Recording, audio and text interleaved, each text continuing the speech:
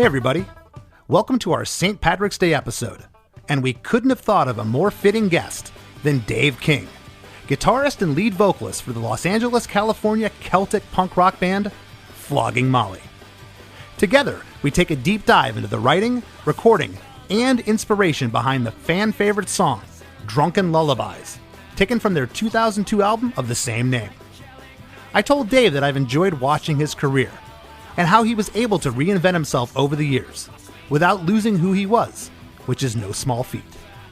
Dave was very complimentary towards producer Steve Albini, whom he credits with letting the band be themselves. He wasn't there to mess with the formula. Instead, his sole job was to capture the pure essence of this awesome band, and he did. Dave spoke about the lyrical inspiration and how he was always hopeful that things would turn around politically in Ireland, even at times when it felt hopeless. I love how the imagery and subject matter of the lyrics are very dark, but when paired with this insanely upbeat and positive music, it gives that feeling of hope, that feeling that everything will be just okay.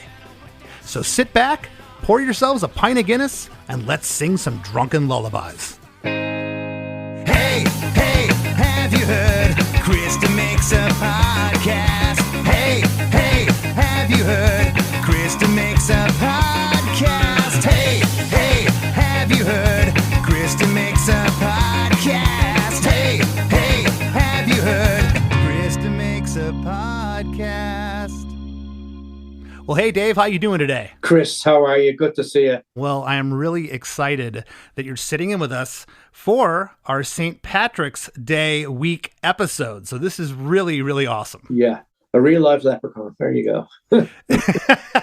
Well, I couldn't think of a much better band to celebrate the holiday with, so thank you. And I got to tell you, I have been just so excited to talk to you, Dave. You know, I've met you over the years. We did the Flogging Molly cruise back in 2017. Thank you for that opportunity. And I just never had a chance to tell you what I'm about to say. You know, I've followed your career for a long time. And I remember Joe Sib from Side One Dummy. This would have been maybe 1999, 2000. And you'll probably get a kick out of this because, you know, people from LA, and this is before, 2000's kind of pre-internet. People from LA always assume that you know what's going on in LA. And Joe comes up all excitedly at like a Warped Tour. He's like, "We signed the Mollies." I'm like, "Who?" He's like, "Flogging." I'm like, "Who?" You know, because you guys had been a thing in LA at that point for a number of years. Yeah. You were playing around. You built up this following, you know. And the next thing I know, you guys are on Warped Tours. The band is completely blowing up. And I don't know when it was after that. A couple years later, someone tells me that the Dave King that's in Flogging Molly is the same Dave King that played in a band I loved growing up called Fastway. And you want to talk about doing a double take, because Dave, as you know, not many people get to reinvent themselves like you have. And here you are now in the back half of your career in Flogging Molly, longer than you were in any of your other bands. It's so cool, and congratulations. Yeah, I mean, you know, it was an amazing journey, to be honest with you. I mean, I was very lucky when Fast Steady, Lord rest his soul. I mean, yes, sorry about that. Himself, Lemmy, and Filthy Phil. I mean, they're all somewhere now making a lot of racket. But yeah, I was very lucky. I had a demo that from a band I had in Ireland, and I said to my mother, I said, he left Motorhead, and I was like, "Man, I want to try out for this."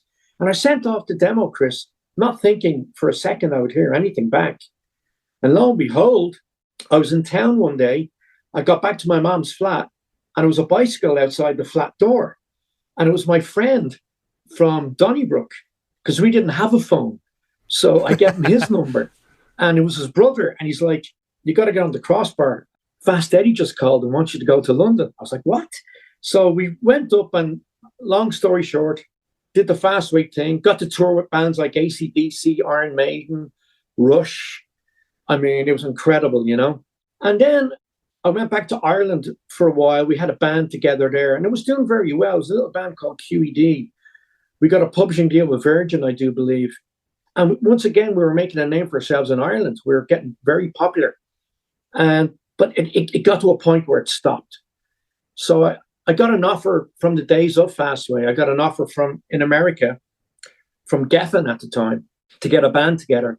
would I be interested in flying to LA? So I did.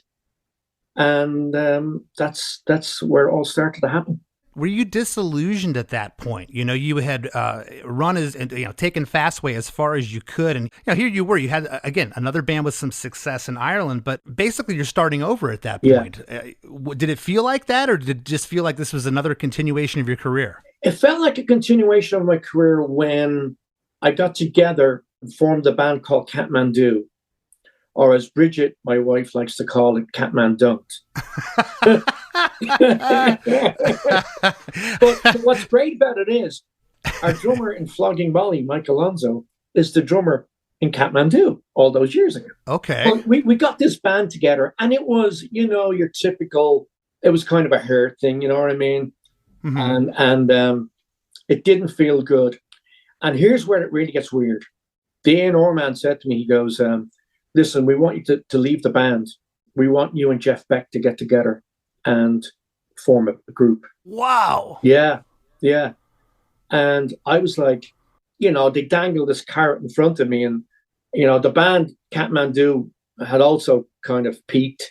We were big in Japan, which tells you everything, like in those old Sure. So I left the band, and then the whole Jeff Beck thing started to fall apart because Jeff, Lord rest him as well. I mean, Jesus. I know. He was really obviously big into his cars, and he was really into, working on his car. So that kind of fell apart. So Epic Records, the label, offered me a solo deal, and I started writing demos. And Mike, our drummer now, was actually on those demos, and I got a solo deal with Epic Records. So that's when I started. There was mandolins coming out. There was more folkiness coming out because I was writing them on guitar. But I think what happened was I made a demo. They gave me a deal, and I went on recording these demos. And I brought the demos in, and they brought me into the office in Epic Records in LA, and they played the demos, and they said, this is great, but we kind of hear you more like this. And they put on Michael Bolton. Oh, how? I don't know. Maybe the receding hairline. I've no idea. But and this is no word of a lie, Chris. I said to them, listen, drop me right now, because this isn't going to go any further. Yeah. So I left that office, and a month later or so, they informed me that they did drop me. So I ran into an old manager of mine who was the tour manager for Fastway in LA. He was managing bands at the time. I said, well, listen, I'll give us a hand here, And he basically said to me, he said, Dave, you don't want to do this stuff anymore. He said, you're going to have to pick up a guitar and go to the bars and play in the bars. And that's what I did. I started painting houses and going to the bars at night and playing songs that I'd written. Now, this is in LA. Yes, this is in LA. And telling someone to go out and play bars in LA is pretty daunting. Where do you begin? How do you build up? I mean, there's just everybody's there trying to do the same thing as you. Yeah, well, it was completely new to me because I'd never built a career. I was just, 18 and I was in Fastway. So that's what happened, and I'd never worked at it. I didn't deserve that. I didn't sweat blood for that. Yeah, I could sing, but it was like being on American Idol or something. I just sent the demo tape and got accepted. This was going to be hard work, and if it was going to happen, it was going to happen my way, Chris. And that was it. Sure. Yeah. Well, that's incredible. And like I said, there's not too many people that get to reinvent themselves, that get to be somebody, and then, hey, now I'm doing this Celtic punk influence band. But you see, the thing is as well, though, Chris, I was never myself. Even when I was in Fastway, I was never myself. I mean, I'll tell you a crazy story. I was with Angus Young from AC/DC, and he said to me, he said it, he didn't say it in an arrogant way. He said it in an actual fact way. He said, we in AC/DC, we don't care if the Beatles or the Rolling Stones go on before or after us. We'll always be AC/DC. And I didn't know what he meant at the time, Chris. But when Flogging Molly rehearsed as 7 people for the first time in LA, there was something else in the room. And I said to myself, I think I know what he was talking about now, you know? And so that's when it really felt like I was actually doing something that I worked to get together, you know? Oh man, that story I got full chills, goosebumps, because that is so profound what he said. Yeah, it was I've incredible. said that before. No one's ever going to be me. They don't have my DNA, my cells. They can't be. Who am I? Yeah.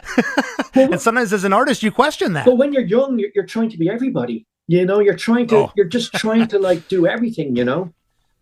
But like when he said that to me, it really like, because I said to myself, well, I don't have that.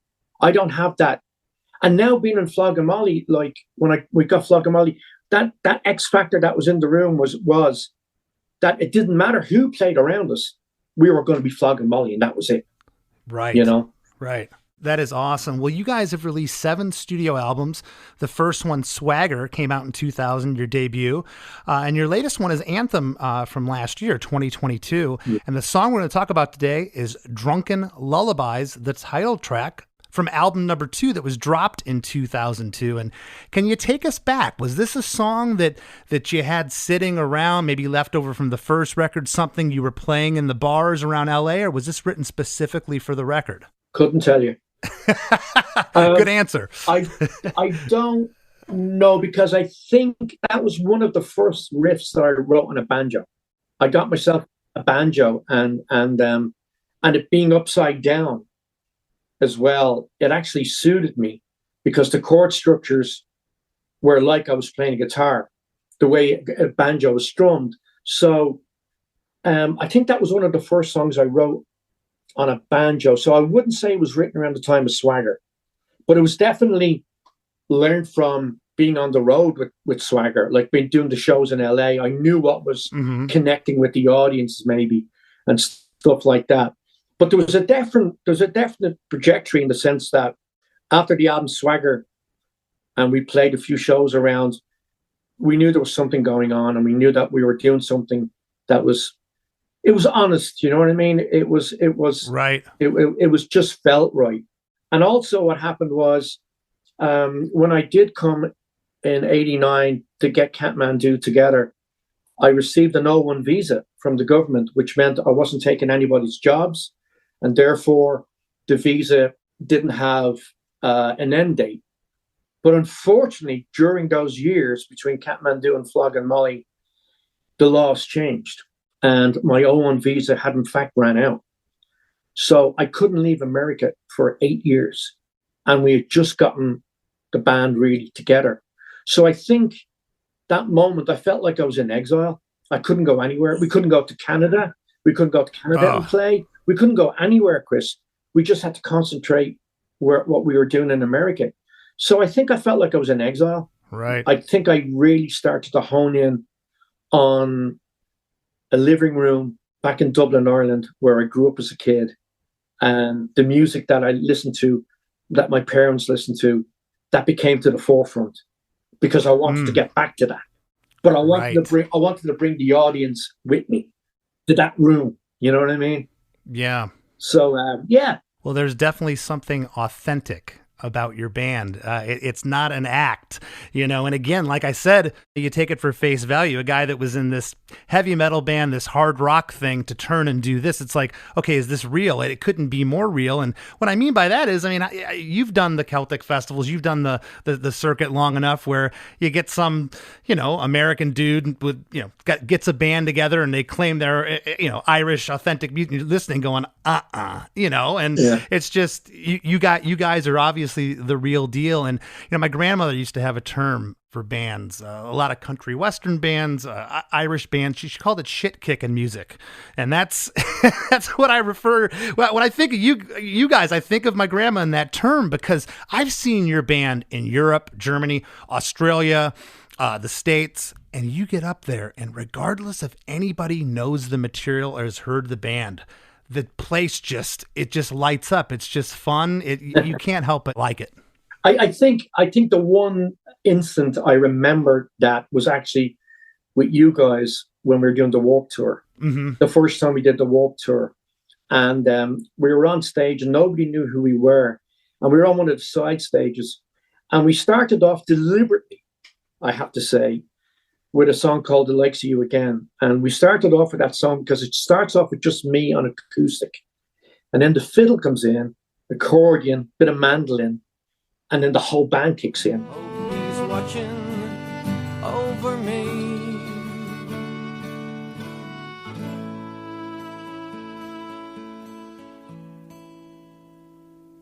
Two, three, four.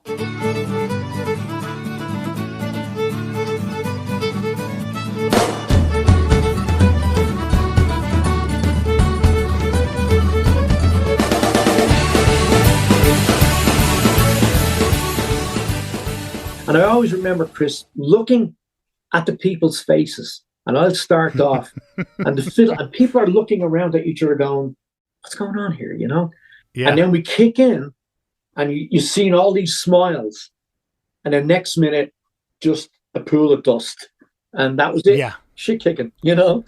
Yeah, no, and you guys were just completely embraced by the Warped Tour crowd. I mean, you became one of the must-see bands at Warped Tour, and it was so cool to witness. Yeah, they were fun times, weren't they, Chris? I mean, nobody has a solution, but I don't know about you, but I miss the Warped Tour in the sense, not for bands like Less Than Jake or Flogging Molly, but for young bands.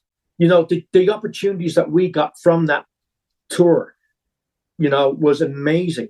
And that is so lacking today. I know, and I've talked about that on this show. My band owes so much to Kevin Lyman and the Warped Tour. I mean, we built a career out of going out every other summer. Yeah. And there was always a new batch of 13 to 15, 16-year-old kids that had no idea who my band was. Yeah.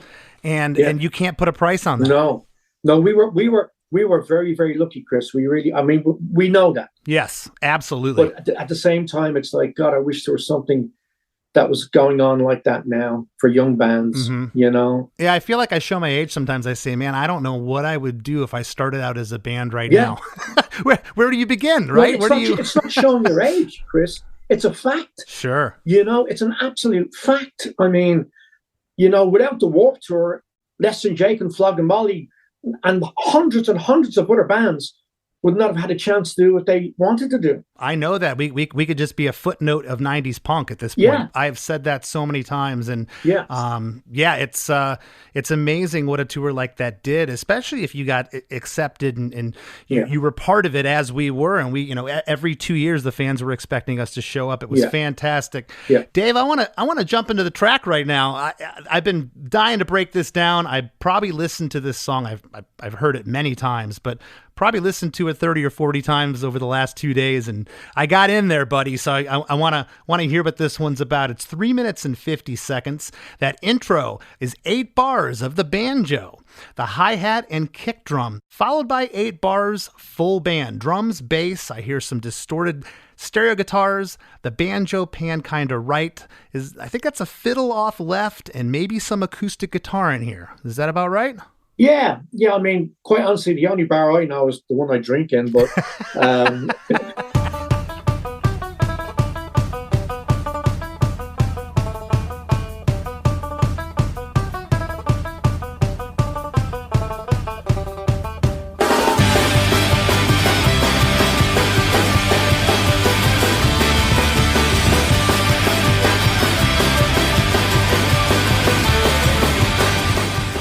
I always loved that about Irish music in the sense that there was always highs and lows in it. You know, there was a lot of theatrics in it, you know, and I really, you know, listening to bands like the Dubliners and the Pogues and the Clancy Brothers, you know, people like that, who at their time were great punk bands.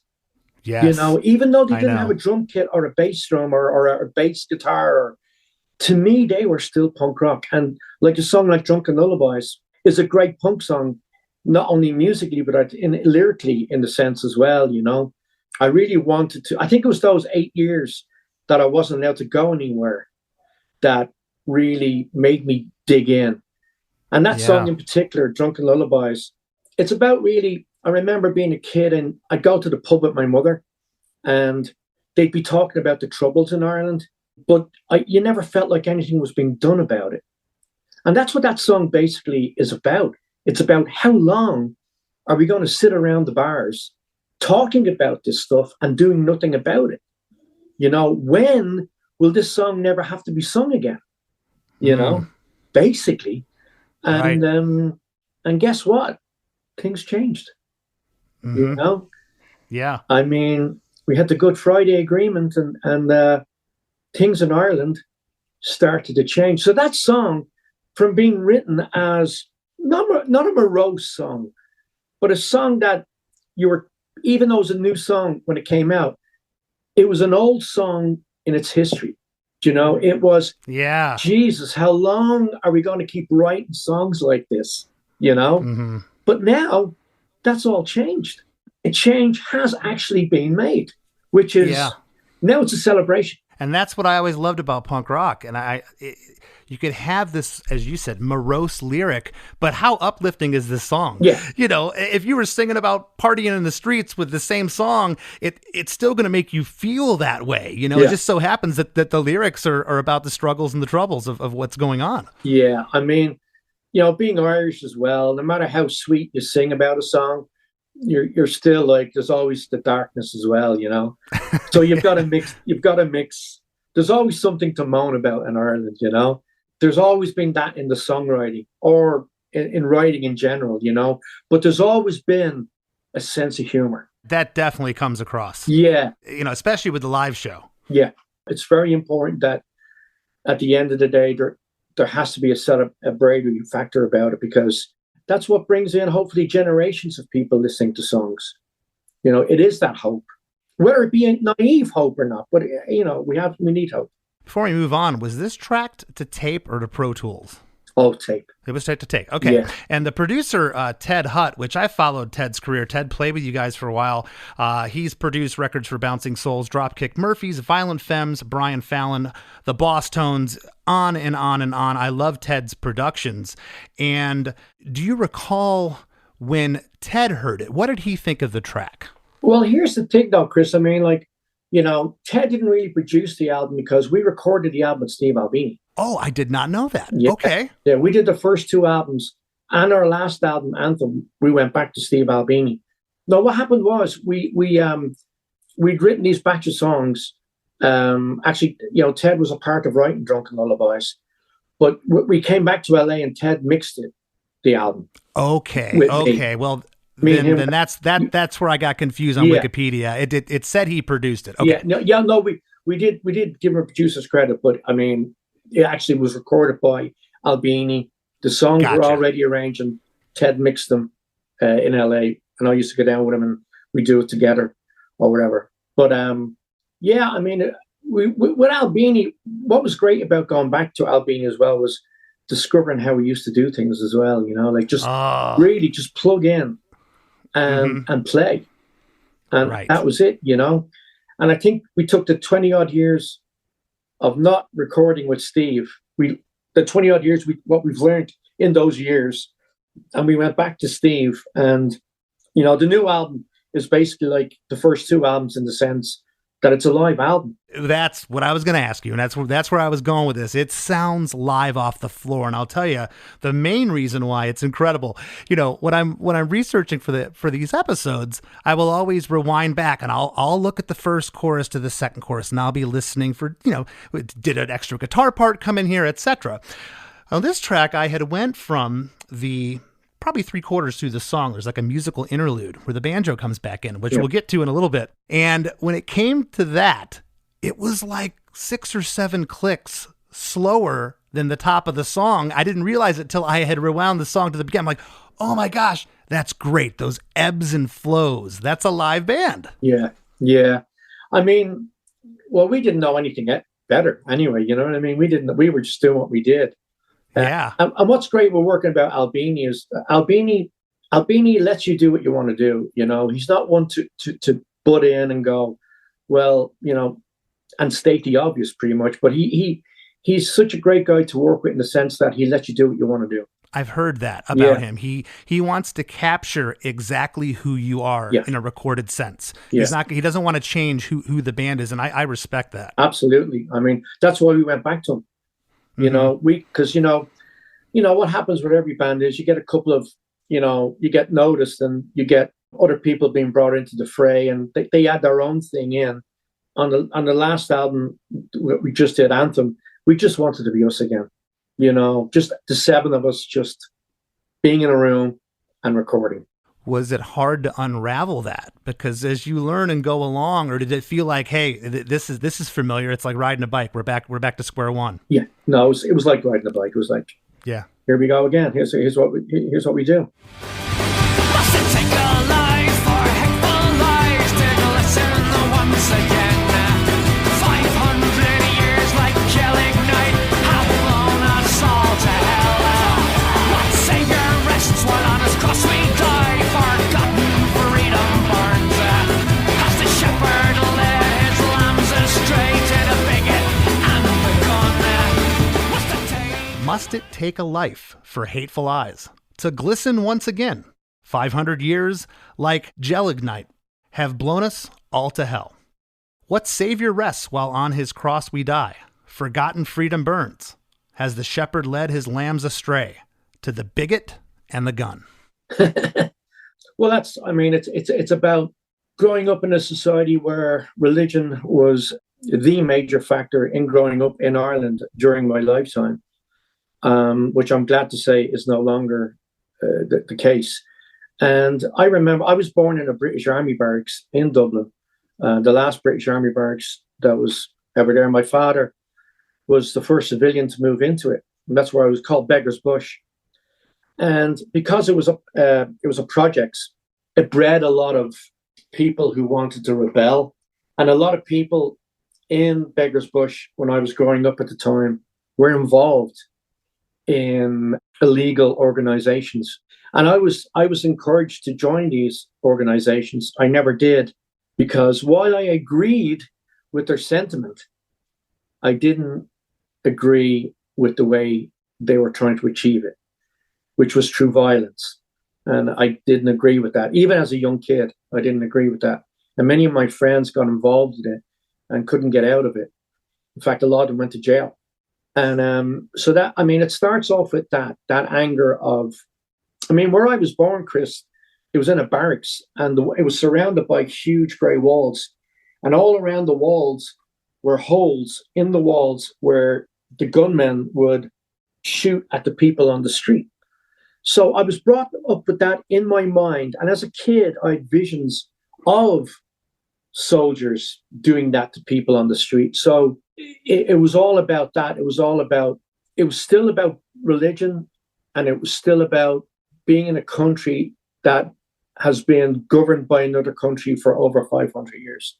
Angelic Night at the time was the go-to handmade bomb that people would go to in protest, Oh, geez. So that was, and where I lived was a huge hub for that. And I seen it all around me. Do you recall writing these lyrics? Were they in a notebook? Was it something you had written as kind of just stream of consciousness, a poem that you decided to put to music, or was this written specifically for the song? Do you recall? Oh no, this would have been written for the song particularly. It would have. Yeah. I forget how I really do things in a way where it's at music or lyrics first. I don't know, but no, I never meandered from the path of a song. Each song is its own thing.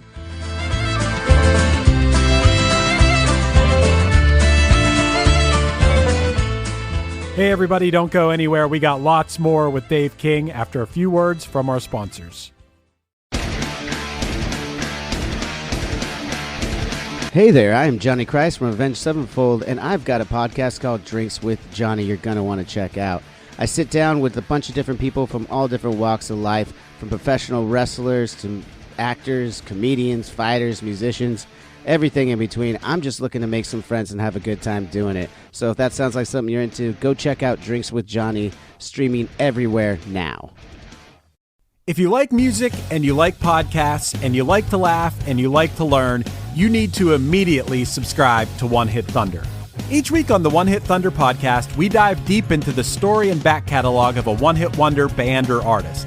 From there, we have a good, healthy discussion as to whether they brought the one-hit thunder or were nothing more than a one-hit wonder. We have a huge back catalog, and we've done episodes on everything from Don't Worry, Be Happy and the Macarena to King of Wishful Thinking and Cumbersome.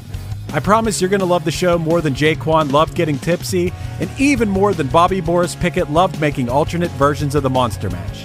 Subscribe to One Hit Thunder wherever you get your podcasts. No matter where I put my head, I wake up feeling sound again. Green.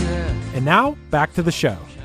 You know what's interesting about this track, though, is that there's not really a rhyme scheme on it, which to me makes the vocals sound pissed off in a good way. Yeah. You know, it's not like Blue True, you know, like you're not getting those rhymes in here. And was that conscious? Because most songs that I break down, there's like, okay, the second and fourth line rhymes. Here's where you get or a soft rhyme, I call it, where they kind of rhyme a little bit. But here it's really, you know, it's hard. Well, you see, that goes back to my days with Fastway, because I never felt like I was writing for myself. I always had to write under the banner of Fastway, and it never made me happy, Chris. I mean, I wasn't in a good space there. I was just a pawn, I felt. Mm-hmm. So when I felt like Flogging Molly was getting together, I felt like, you know what? And when I first started playing in the bars, I think the first song I wrote was Selfish Man.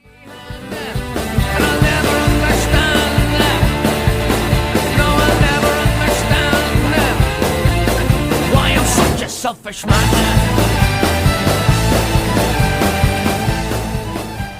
I said, get it out of the way. You might as well get this out of the way, you know. But yeah, so and from then on, I was like, you know what? I'm just going to do and say what I want to say, and that's it. I'm not going to have to answer to anybody. I don't have to show these lyrics to anybody. I'm just going to do it the way I want to do it, because I did it for years where I would have to get the consensus of other members of the band if the lyrics were okay. Yeah. There's always something when I break down songs that jumps out to me that I never realized before. And I've heard this song countless times. And all of a sudden now, as I really put the microscope on it, was like the rhyme scheme. I'm like, wow, that is really different to not. I mean, it's almost like you tried on purpose not to have rhymes with this thing. And it's so cool, because I can't recall ever having that mindset. And I'm going to try to sit down and write a song that it doesn't need to rhyme. You know, it can be like this. Chorus 1 comes in pretty quick at the 50-second mark. What's the take a life for hateful lies to glisten once again? 'Cause we find ourselves in the same old mess, singing drunken lullabies. The lyric is, must it take a life for hateful eyes to glisten once again? Because we find ourselves in the same old mess, singing drunken lullabies. And we get a gang vocal on the third line, because we find ourselves in the same old mess.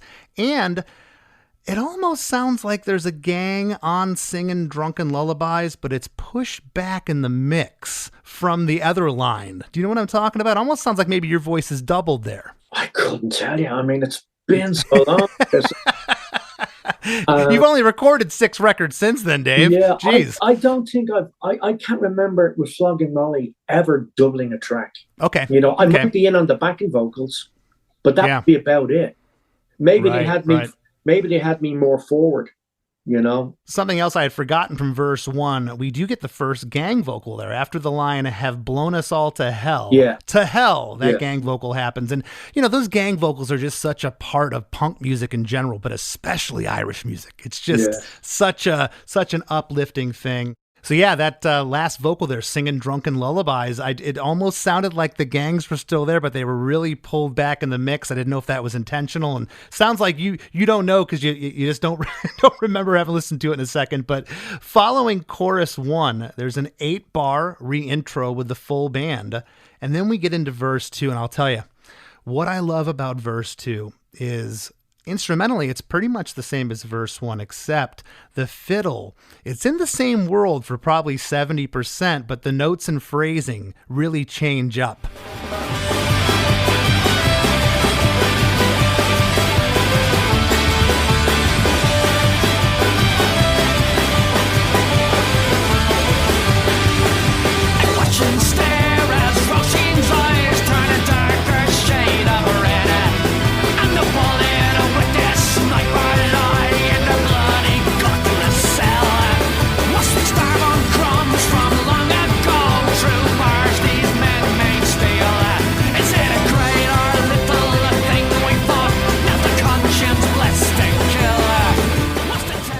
have a fiddle player. So when you're in the studio, is it kind of like do what you want, improvisation, or is it usually all charted out?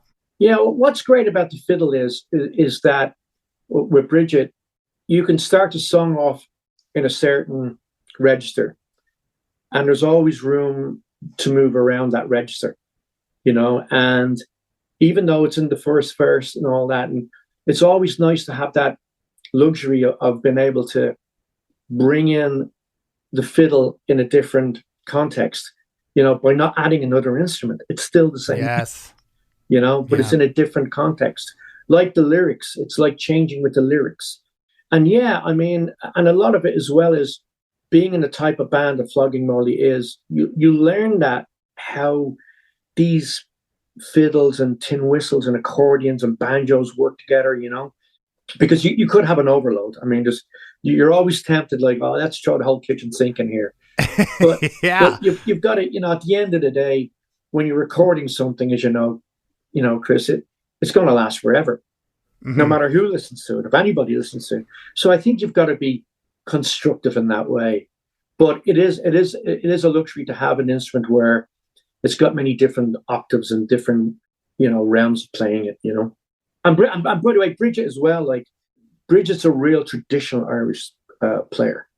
She played with the Chieftains when she was 16. Oh, I mean, she's played in pubs all over the world. I mean, that's what she does. She sits in bars playing fiddle with other musicians. So she improvises all the time.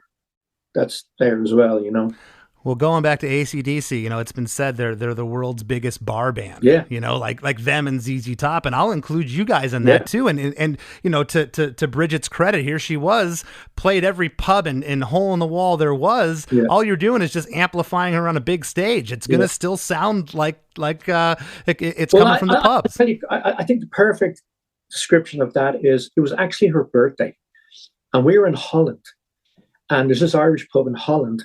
And we all said, well, let's go to this pub that we know in Holland, this Irish place. I forget the name of it, to be honest with Chris. So we all went over.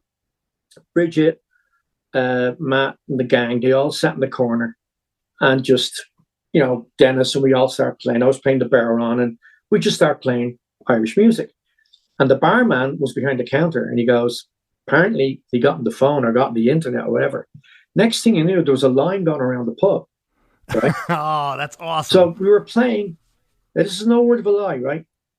And we just played pure traditional Irish music, no Flogging Molly songs whatsoever. But the next day, we were playing with the Rolling Stones. Oh, gosh. That's the type of band Flogging Molly is. We can play in a pub and be quite happy, but we can also play with the Rolling Stones. I mean, it's mental. And that's going back to what Angus was saying with AC/DC. Yeah. It doesn't matter. Mm-hmm. If you are who you are, you'll be heard, Yeah, and I'm proud of my band for that, because we can go play to 40 people, and it's like we're playing to 60,000 people at Hurricane Festival in Germany. Absolutely. The energy that you guys have is like, it's infectious, it's amazing. Yeah. Yeah, you give it your all. It doesn't matter how many people are in attendance. Well, verse 2, I'm going to read the lyrics and have you set these up. I watch and stare as Rosin's eyes turn a darker shade of red, and the bullet with this sniper lie in their bloody, gutless cell. Must we starve on crumbs from long ago? Through bars these men made steel. Is it a great or little thing we fought?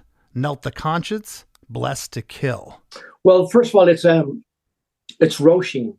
Roisin's eyes. Oh, Roisin, sorry. And Roisin is the old, pretty much Gaelic name for Ireland.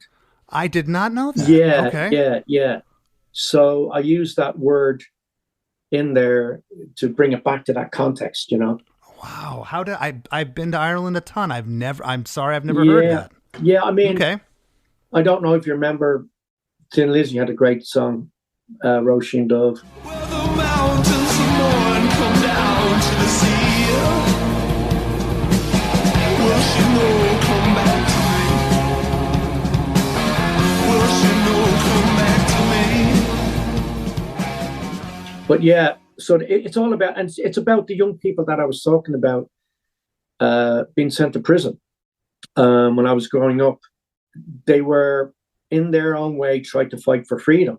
but by doing what they were doing was no better than what was being done to us. Yeah.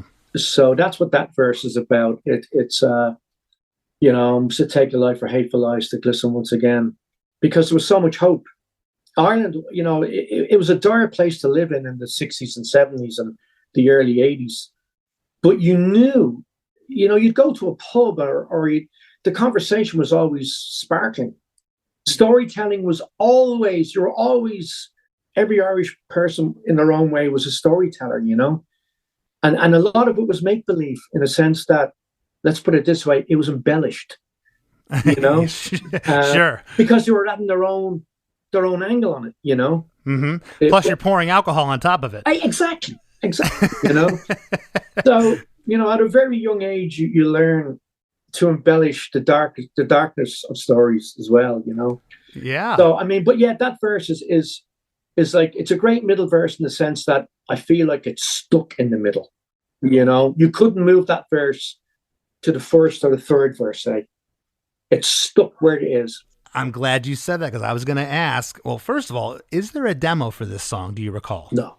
Okay. No. Okay. And you kind of answered my question. I was going to say, was verse 2 ever verse 1 and vice versa? But no. Okay. It has to be in this order. Yeah. All our songs are like that, actually. No more so than Drunken Lullabies. Because if you remember, I remember, writing Drunken Lullabies was just writing another Flogging Molly song. There wasn't any delusions of grandeur that this was going to be the barnstormer that it turned out to be. Or the song that gets put on Tony Hawk's Pro Skater 4. Yeah. I mean, you could never imagine those things as a band. Like, our song's going to get picked up by a video game and turn into this thing that we never ever thought it would have legs like that. It's amazing. Yeah, I think the one thing that really hit me about songwriting, Chris, was that you're on Tony Hawk and you're in these. I think the most incredible thing like that ever happened is people come up to me and show me pictures of their family members' tombstones, and they've got my lyrics on them. Oh wow! That's heavy. That's a whole different ballgame. Yeah, you can't put it into words. I have kids come up. I'm sure you've had this. Your lyrics have saved my life. And what do you say to that? Yeah, well, what you give them a hug? I mean, what else can you do? Well, I think in some ways they saved their lives too. Oh yeah. Yeah. It's the highest honor that can be bestowed upon a musician. Yeah, absolutely. It really is. Absolutely. Well, chorus 2, same lyric as chorus 1. The back half of this one, I swear, on the line singing Drunken Lullabies, that the gang vocals are slightly louder on this one. Maybe it's the intensity of the song building, but it sounds like it's a little louder than the first time.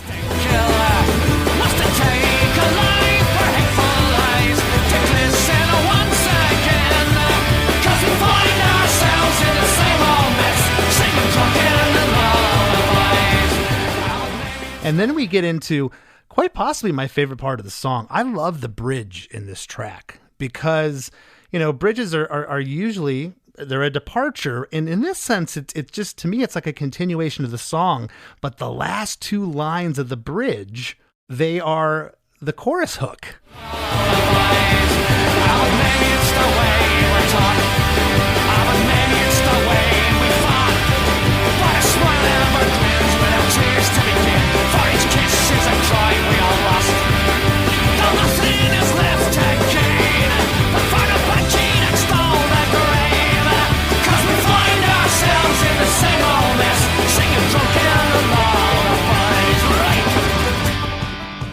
But maybe it's the way you were taught, or maybe it's the way we fought.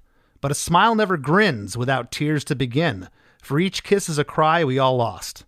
Though nothing is left to gain, but for the banshee that stole the grave, because we find ourselves in the same old mess singing Drunken Lullabies. Getting that chorus hook after the bridge. Yeah. I'm sure there's songs that have done that. I can't recall off the top of my head. It's just a cool little trick you guys did there. Yeah, I've no idea. I mean, it's just going back to not being given a license to formulate anything. It's just doing what you want to do, and it makes perfect sense to me. You know what I mean? Oh, there's not a part in this song that I would take out. or I would lengthen, or Yeah. whatever you guys did here, there's some magic going on with the track. Yeah, I think being a live band, Chris, it's what it's all been about for this band, And this song is just trying to say what I really felt about Ireland at the time.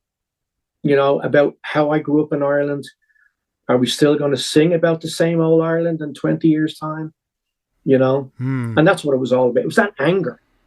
Yeah. There is a lot of anger in that song. You can hear it in the vocal. And again, it's camouflaged by how how much energy and how happy the song feels. Yeah. I mean, when you hear the line, like singing Drunken Lullabies, yeah. you think like, yay, we're drinking, but it's not really about that, No. It's about everything else around us. I mean, like, now we can celebrate. Now we can really drink about it, I love that. That's killer. And bear with me here. I got a bunch of notes on the musical interlude that happens after the bridge. And this is just great, this part. There's so much going on here that just makes you feel, again, like you're at the pub watching your favorite band.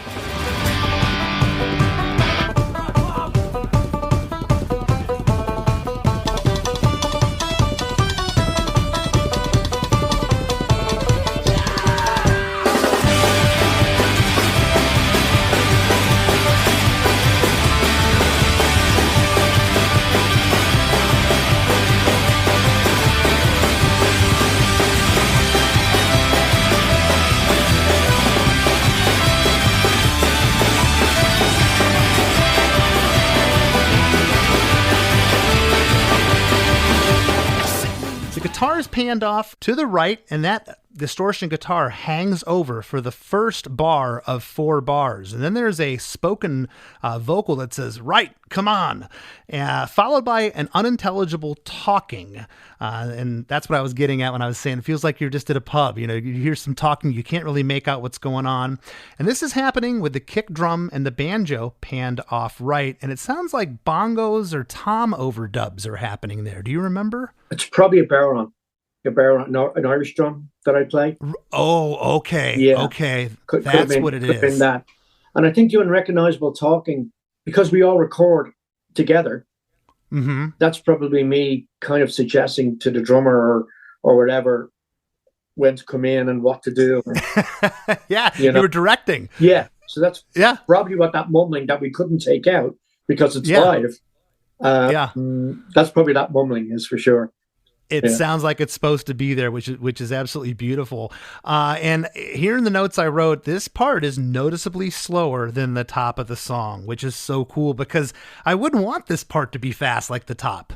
This kind of has to settle into where it's at here. It's so cool. On the 5th bar, there's a side stick hits that come in, like on the side of the snare, and the fiddle panned off left.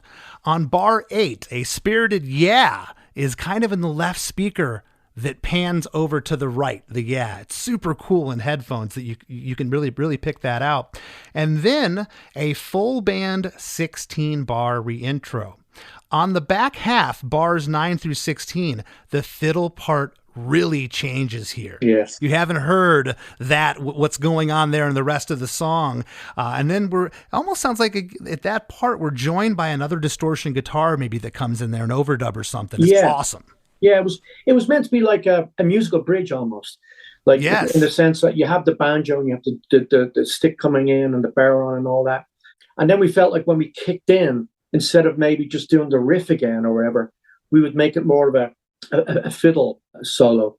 So I mean that was intentional. I remember that because everybody knows that most of the songs I write have most 4 chords in them. You got to do with those chords what you can sometimes, Exactly. But Chris, most of the times they're there.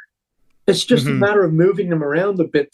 It's just an extension of the same chords, Yeah, well, that what you're calling a musical bridge or musical interlude or whatever, that part is awesome. And it sets up verse 3. Dwell on faces past like memories seem to fade. No color left but black and white, and soon will all turn gray. But maybe shadows rise, so walk again with less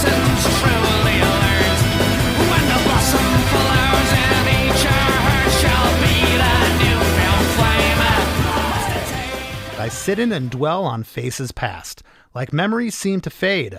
No color left but black and white, and soon will all turn gray. But may these shadows rise to walk again, with lessons truly learnt, when the blossom flowers in each our hearts shall beat a new-found flame. Yeah. Yeah, it's like, how long are we going to have to look at murdered souls that have been murdered innocently in a bomb, walking down the street? I mean, I remember one time a bomb went off in Dublin, and when the bomb went off, I was sitting at a table in our flat in Dublin. My mother wasn't there, and the ground just shook. You know, it felt like an earthquake, but I didn't know what an earthquake was because obviously in Ireland we don't have earthquakes. Well, we don't have, but I remember, Chris, my mother was in city centre, and I sat there, and I didn't know at that time whether the key would go back into the hatch of the door and her open the door. And I sat there waiting for that door to open because I didn't know if she was in that part of town, And I always remember never wanting anybody to feel that ever. You know what I mean? And that's what that last verse is about. But maybe we can, and in the third verse, it's maybe, can we learn from all this and rise again? But listen, you know what I mean? Let's learn from what we've gone through, that the horrible, horrible fighting that we all went through. And can we end that fighting and move on and embrace, the last thing you want to embrace is another conflict, you know what I mean? And Ireland, and that's why I'll never stop playing this song, because this is about conflict that we as a nation in Ireland went through. But unfortunately, it's what we're all going through. These conflicts never seem to end. It evolves into the next one, it seems. Yeah, and while I've gotten this one off my chest, I'm just glad to see that the song isn't meaningless, in the sense of it actually came to fruition. What I was singing about, what I was hoping for, has actually come to fruition in Ireland. And I've said this, and it's a very naive thing to say. Don't get me wrong. I know it is. But, if we can have peace in Ireland, we can have peace anywhere. Is that the case? I don't know. I really don't. I would like to believe that, because that's what that song is about. Which is so crazy for me, because every time I've been to Ireland, I feel like I'm at home. I feel relaxed. I'm not looking over my shoulder. I can't imagine it being like that there, although I know it was like that at one point, It's just amazing. After verse 3, we get into the last chorus. Chorus 3 is the same chorus, except we get the last two lines again.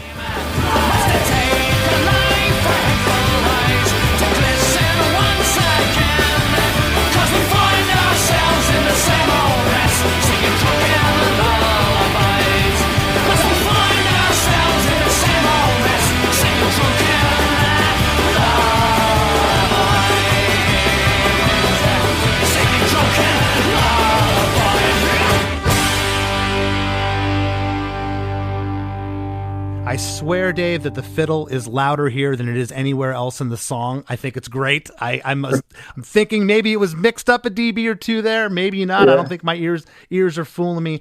I love the last line. You hold out the singing drunken lullabies. You hold it out legato there before the very last line, where the band ends together and the mix fades out. And, you said this, and I hear this a lot on the show, that this was just another song, just another one that you wrote, ended up being the first track on the record, named after the same title, Drunken Lullabies. But, here you are now, 21 years later. Think of what's happened, everything you explained with the conflict going on. And here you are talking about a song 21 years later, and it's just, to me, as fresh as it was the day you wrote it. Yeah, and honestly, it's as fresh every night when we play it too. I think that's very important, Chris, like yourself, as songwriters, if it's meaningful to you and you do it in your way, it never gets old. I never go on stage going, oh God, we got to do this one again or that one again. I never ever feel that, you know. I don't either. And I've had people say to me, what songs do you can't stand playing? And I honestly, at this point in my career, I answer it like never. Because if I don't want to play it, I couldn't imagine trying to be getting on stage, and I can't fool you. Yeah. You know, it's the energy energy you feel from that audience that makes the song new every time. And plus, I think when you're as bad as an acoustic guitar player as I am, you'll never learn how to play the fucking song. So, so there's always that as well, you know. We should probably end the show right there. Huh? Oh. No, can't get a better quote. Well, this has been an absolute blast. Thank you so much for sitting in. Before we break, what would you like to leave the listeners with? I know you got a couple more shows on this current tour. What do you have after this? Well, we have obviously St. Patrick's Day, which falls on a Friday night. Woohoo! Whoa! And we are in the Palladium. Oh my gosh! In Hollywood, which is always so much fun. And because it's the weekend, we end on a Sunday. We usually end on St. Patrick's Day when we do this little build-up. Although, yeah, but this has been a long one, and the 19th is the last show. Yeah, so then we're off to Europe, as you know. Absolutely, and I know we're going to see you over there at some of those. Absolutely. Absolutely. But listen, I meant everything I said at the top. I've been following your career since I was a kid. It's been an honor to get to know you, and congratulations. Oh, Chris, thanks so much. It's so great talking to you. Good to talk to an old friend.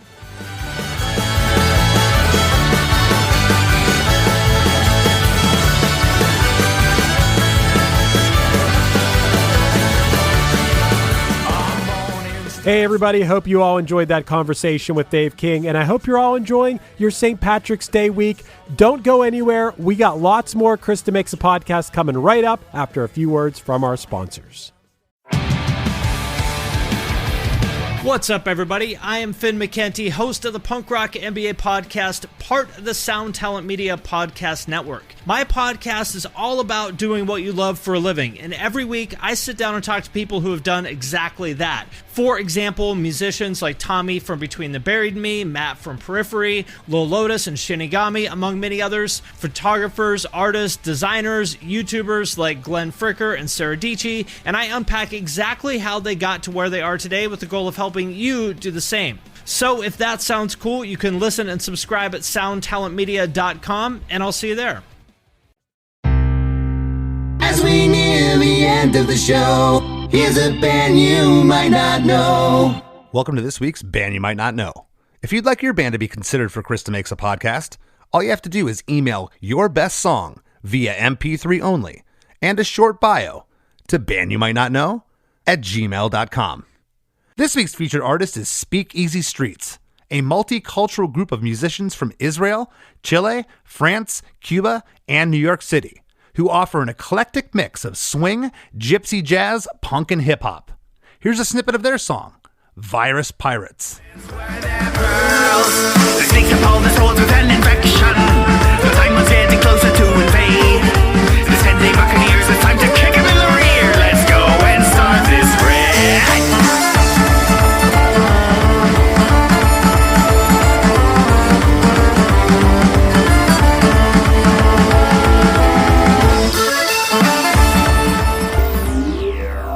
The Rap with Chris and Chris.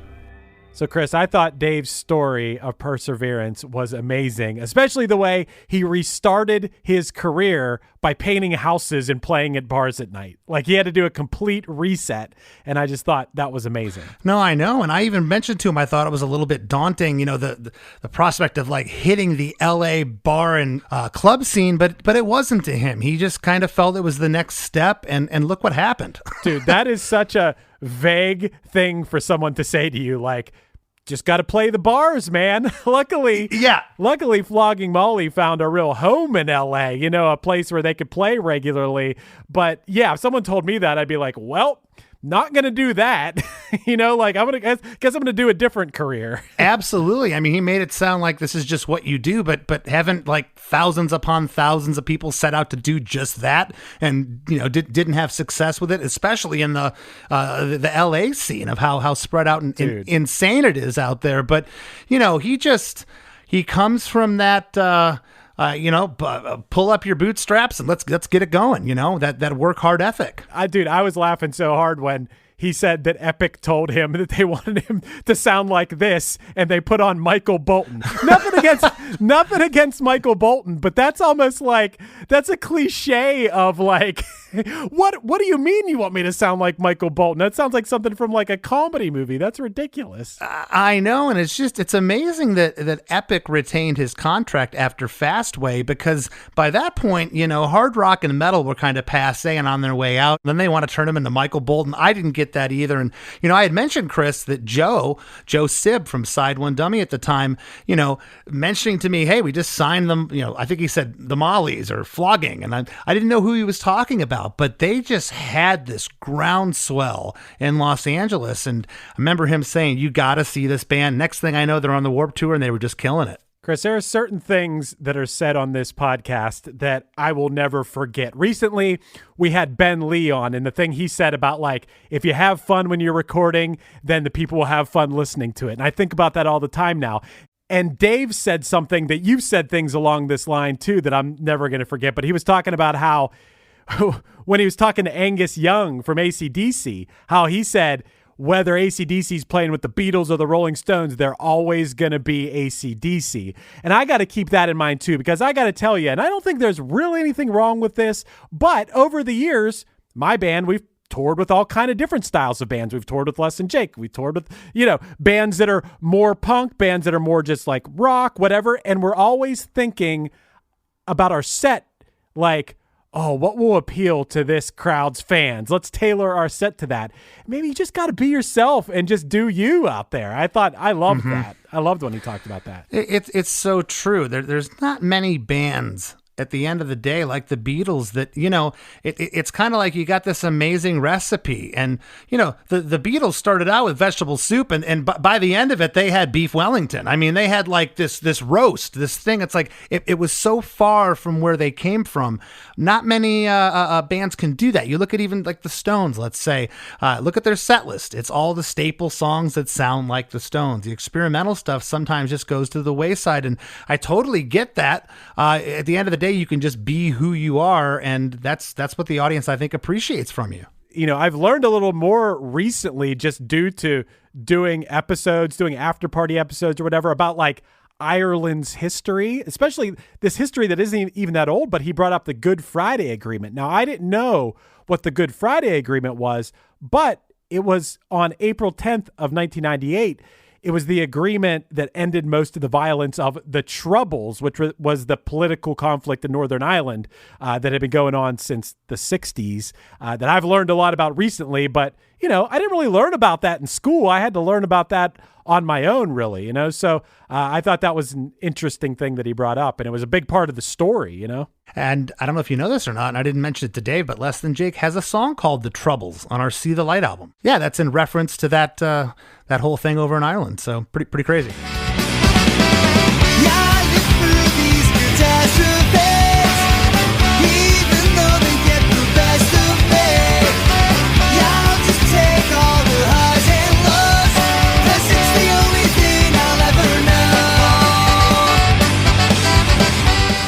Just in general, man, Dave King, he was just full of amazing stories. I'm sure you could have done hours upon hours of the stories he told, like playing a random pub in Holland and then the next night playing with the Rolling Stones. Like, that's just, you know, I'm sure he's full of crazy stories. He's had such an insane career, and I thought that episode was so awesome, man. So yeah. Good. I did too. I was so excited to have a St. Patrick's Day themed episode, and I couldn't think of a better band than the Mollies to do it. And like you said, he's just so humble. It's like you're talking to someone out one night, and he just keeps, you know, I could have talked to Dave for hours, but he's been out there now, doing what he does for the better part of, probably over 40 years now. And that's just awesome. Yeah. Something about talking to somebody with the Irish accent that's just so charming. I want to have a pint with that guy. I just want to sit down, tell me stories. I mean, I think that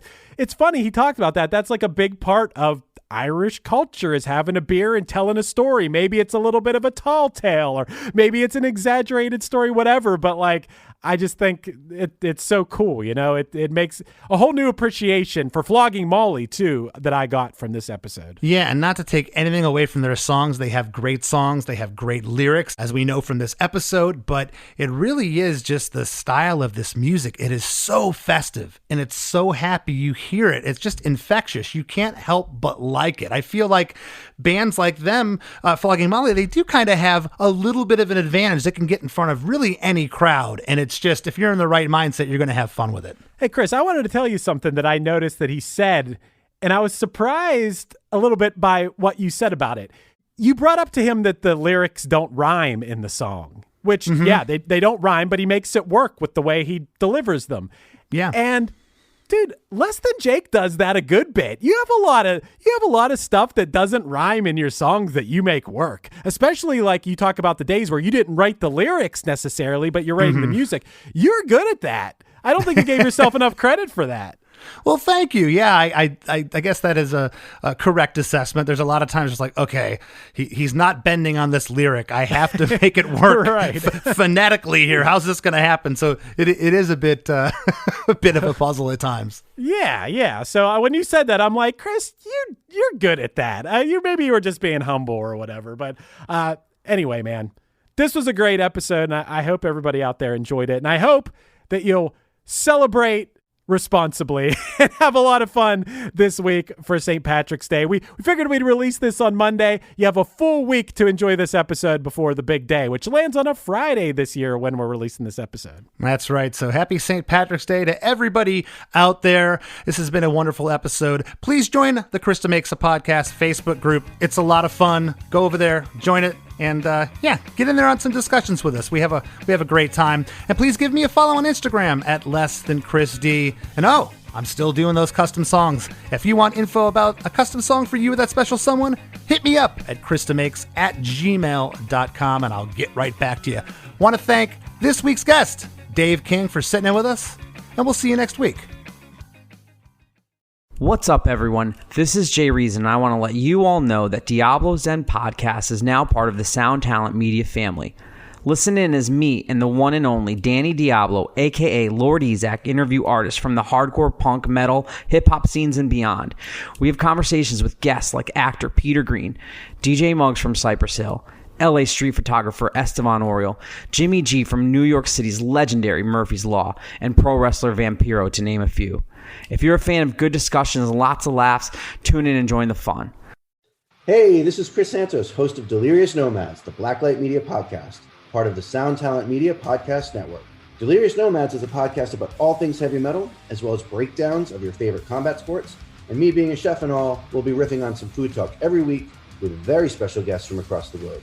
Listen and subscribe at soundtalentmedia.com.